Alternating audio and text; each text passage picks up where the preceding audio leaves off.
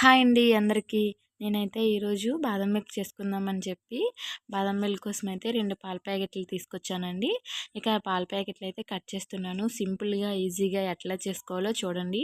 చాలా బాగుంటుందండి టేస్ట్ కూడా. ఇకైతే నేనైతే గ్యాస్ మీద ఒక గిన్నె పెట్టుకున్నానండి. ఆ గిన్నెలోనైతే ఈ పాలు వేసుకుంటున్నానండి.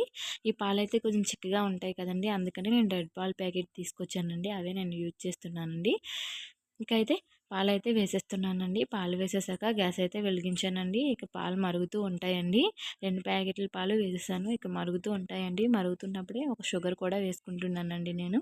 మీకు ఎంత షుగరు వేసుకోవాలి, మీకు స్వీట్‌నెస్ బట్టి ఎంతైనా షుగర్ వేసుకోవచ్చండి. ఎవరు ఎంత స్వీట్ తింటారో తెలీదు కదా! అట్లా అనమాట. మా ఇంట్లో కొంచెం ఎక్కువే స్వీట్ తింటారండి.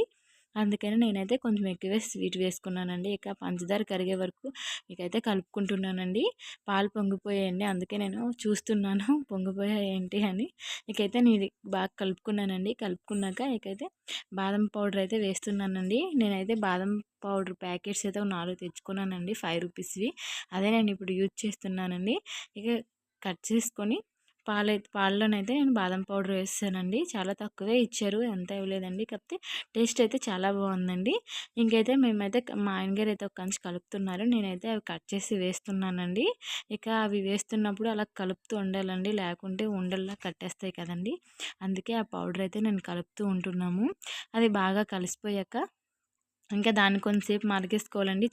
చిక్కపడే వరకు పాలు మరగబెట్టుకోవాలండి. అప్పుడు చిక్కబడాక చాలా టేస్ట్ ఉంటుంది.